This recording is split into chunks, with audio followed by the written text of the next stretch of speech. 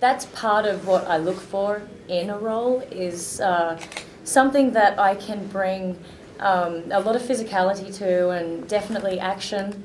I grew up a swimmer. I was in a state swim squad for 15 years. I was also a ballerina, horse riding, surf lifesaving club. So, you know, a lot of professional athletes in my family, and I feel like I have a lot of energy to expel. So I get a little bit bored sitting on set, waiting around to just stand up and deliver a line every now and then, and I constantly need to be doing something. So the training in this movie utilised like all my free time as well, which I enjoyed because, as I said, I like to be just constantly doing something. So if I wasn't actually working on set, I was away with the stunt coordinator, and we were at a martial arts studio. We were doing a lot of reactive exercises, which were really important for me. For this particular role, it wasn't so much the challenges of the physicality, which I feel like I'm a natural athlete to begin with, which is why I'm seeking these roles, but it was more the mentality of where she was coming from. If a girl has been brought up on a survivalist compound, there's a very specific mentality that comes with that. So the training that I was given that really benefited me the most for this role was reaction time.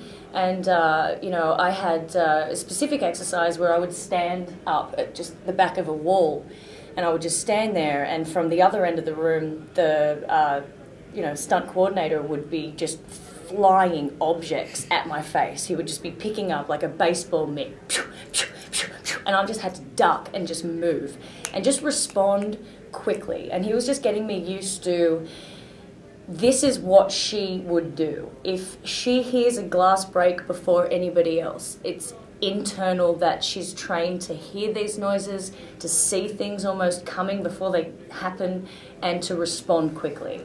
So it was that type of training for me that got me into sort of the mentality of the girl, which was really beneficial.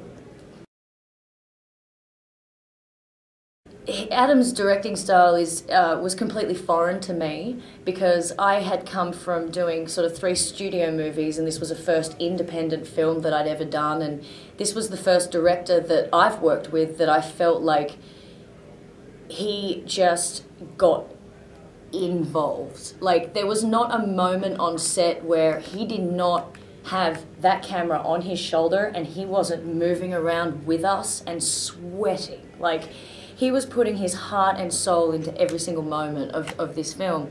And just, you know, he's not scared to kind of go outside the commercial box. And this was probably his most commercial film to date. And, you know, it's still very thinking outside the box. And the way he just gets in there with the camera, you don't know what he's shooting, ever. Really, you know, whereas with a studio movie, you know exactly what's going on. This is your establishing wide, then we're going to come into a 2-shot, then we're going to go mid, we're going to go close up. You know exactly what is going on.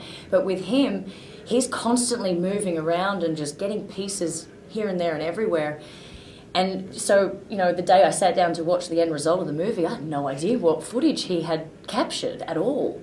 I just knew it was good from what I'd seen him shoot with other actors on the set. I just knew it was very good. And the input that he did give us, the freedom to create and develop these characters, even as we went along on the day, in the moment, amazing.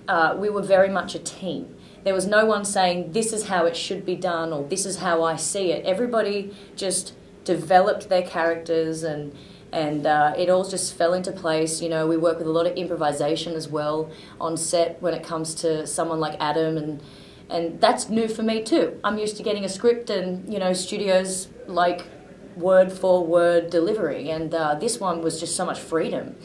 And it's just really refreshing to be able to live in the moment as an actor and really, truly, naturally respond to situations that you don't know are coming, because, you know, you don't know what someone's going to say. I mean, AJ changed that monologue every time he did it.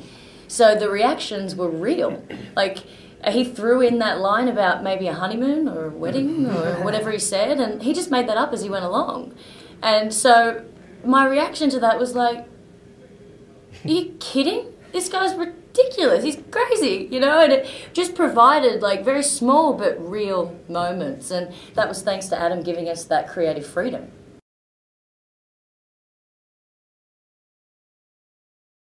There's been some minor adjustments, and I do say minor because I feel like when we shot this movie and delivered it to Toronto, it was very much already at a standard that could have been released then and there.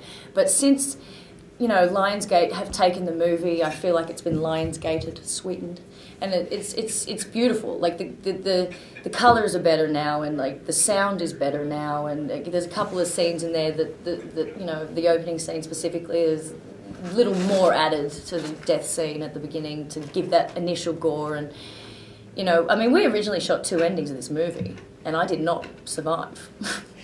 And after testing screenings, you know, it was 96% that, no, this character needs to live, or what has this all been for, you know? But I think that the wait has been such an interesting part of the process of this film developing, and it's been really, really unusual to sort of screen it so far in like 2 years in advance of its actual release date, and then just sort of sit and wait. But to see it last night, I felt like that was the best it's ever looked. I felt like that was the best crowd reaction that we've even got to date. Maybe there were some people in there that were seeing it for the first time, and maybe there were some people that were seeing it for the second or third time if they were at Toronto or Fantastic Fest. And it's just the reactions never cease to amaze me, that people get it. You know, they laugh when they're supposed to laugh, and they're scared when they're supposed to be scared, and they really get behind Erin and really cheer her on. And there's nothing more satisfying than something like last night and watching it, especially after that gap, and seeing that, oh wow, okay, no, we're still here, like, and people still dig it, they get it. So it was very rewarding.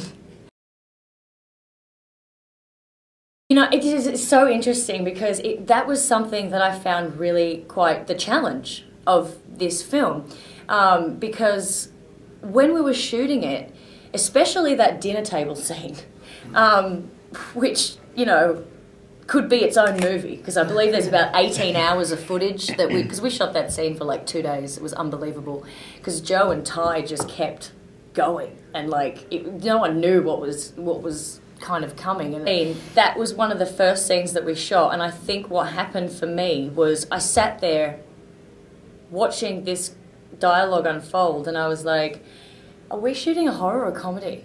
Because like, this stuff is funny. Like, what I'm seeing is like really genuinely funny. And then it just became apparent to me that we had very like comedic actors on set that were bringing like this real element of humor to this situation that's like totally not humorous, and it was working. And I thought, oh, am I supposed to be funny too? Because I don't know that, you know, I'm necessarily funny. So it was just really, it was an interesting balance, like to get that realism in this sense of like totally like, I mean, it's not an unrealistic situation, it could happen, but it hasn't happened to me. So it was definitely just trying to figure out how to just be really in that situation and in that moment. Let the other characters be funny. You just be that girl that has to stand up and then just fight for her life, and that's kind of all I could really do.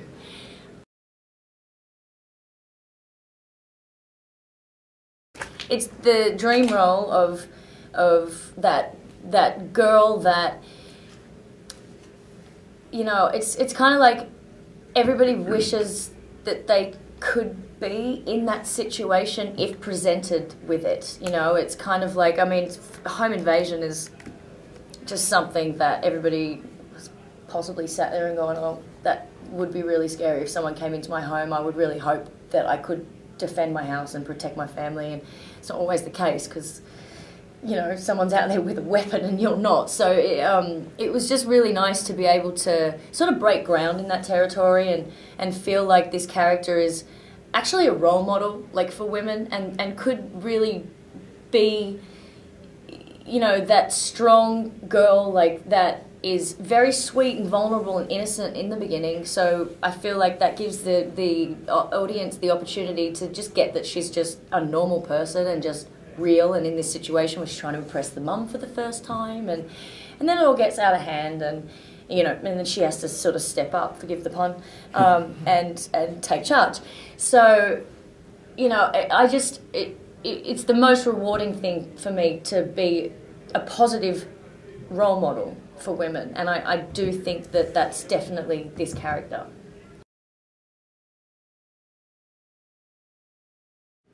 I'm definitely the first person that if I sense anything may not be realistic, I'm not going to do it.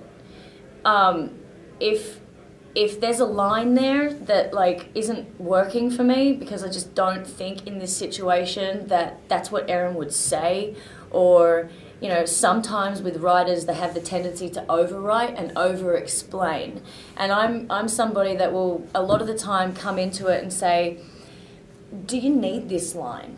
Because I can give you this line in a look, and it's going to be so much more powerful. You're going to understand the audience is not stupid. And I don't like it when, you know, and Simon Barrett doesn't do this, but I don't like it when writers almost consider the audience to be stupid and over-explain and overwrite. And there's no need, because especially the horror genre audience, very smart, know what they want, can totally think outside the box, you know, and make up what's happened. And they don't need it to be overplayed or overwritten. They just need to believe it, and that's getting the realness to it. So I would just try and sort of take out any lines that I felt were sort of in there unnecessarily and replace them with a look or a movement or an action instead.